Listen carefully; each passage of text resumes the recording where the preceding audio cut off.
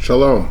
I'm Rabbi Jonathan Ginsburg of the Ezra Habonim Niles Township Jewish Congregation, Skokie, Illinois. I want to talk to you about the Jewish theory and practice of funerals. It's a very important subject, and Judaism has much to teach about it. The two major principles that are of the Jewish funeral concept are dignity and equality. We don't believe in autopsies because, unless they're medically necessary to help improve and save life, because we don't want to hurt the dead body more than necessary. For that same reason, we don't have open caskets, because we don't think the person, when they're dead, gave anyone permission to look at them, and all of us want to protect our privacy. No one likes to be seen first thing in the morning, and so certainly a dead person doesn't feel like they look their best. And so to respect the dead body, in order to respect a live person, we don't want to view them unless it's absolutely necessary. In addition, we don't believe in embalming, because we believe that the Bible says, the Torah says, we come from the earth and we go to the earth, and so we shouldn't slow down the process or expedite it. For the same reason, we don't believe in cremation. That's burning a body and expediting the process, and we should let God take its course and nature take its course and the body decay naturally.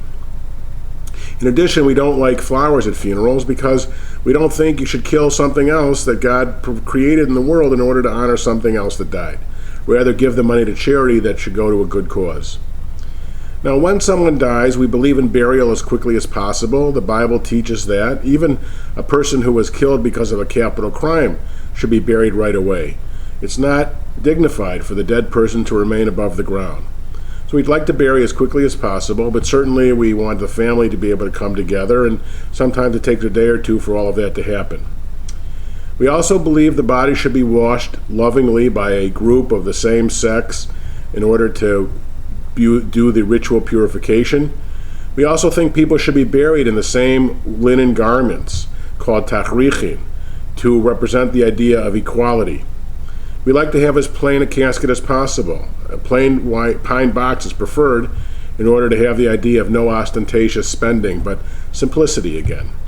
The funeral itself is very short. It usually has a psalm, a eulogy in order to bring comfort and consolation to the family, and it ends with a prayer called the Elmei Rachamim. It's become more common for family members to speak, which is certainly appropriate. And then for the burial, we also add a prayer called the mourner's Kaddish. After the funeral, the family returns to the home for a meal of consolation. We don't believe in wakes before we have this meal of consolation afterwards, and then something called Shiva, where the family sits traditionally 7 days, but in modern times sometimes shorter, and they receive visitors, there are services, they recite the mourner's Kaddish. And then for a month, for all immediate mourners aside from parents, that would be a child, a spouse, or a sibling, we basically refrain from entertainment, we say the Kaddish, we go to services, and we slowly re-enter life. For a parent, that period extends for 11 months. Following the year, we observe the Yortzeit, the Hebrew date of the anniversary of the death of a loved one, by lighting a candle and going to synagogue 3 times, and in a minyan, a prayer quorum, reciting the mourner's Kaddish.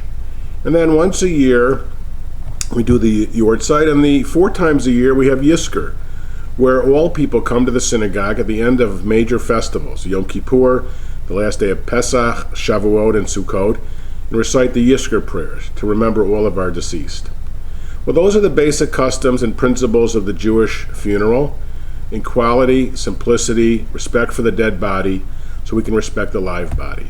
Hope this has been illuminating and elucidating, and you can certainly find more information online or from more sources to help with this very important subject. God bless you.